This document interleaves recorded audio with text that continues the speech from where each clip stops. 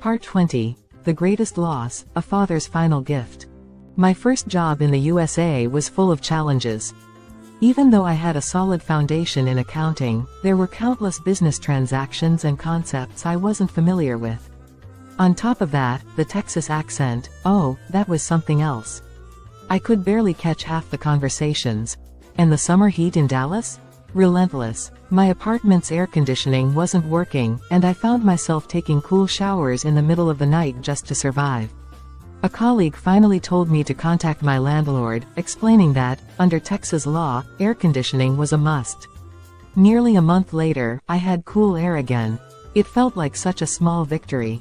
While I was learning and working hard, my husband and 2 sons were trying to secure their visas to join me. Unfortunately, every application was denied.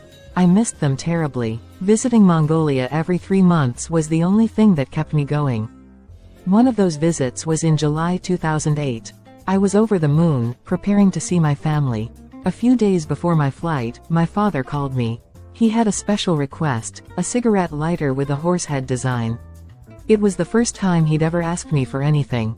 My dad, who never wanted to impose, finally asked for something. I was thrilled. I also picked up an expensive whiskey at the Beijing airport. Every trip, I'd bring him whiskey, but this time, I chose the best one. I wanted him to feel how proud I was of my new role as a financial controller in the U.S. company. On July 13, 2008, I landed in Ulaanbaatar. My husband Gamba and my friend Baggy were waiting for me at the airport. The moment I saw their faces, I knew something was wrong. They told me my dad was in the hospital. That didn't make sense. He hated hospitals, especially during Nadam. My father had passed away the day before. I collapsed, unable to process it.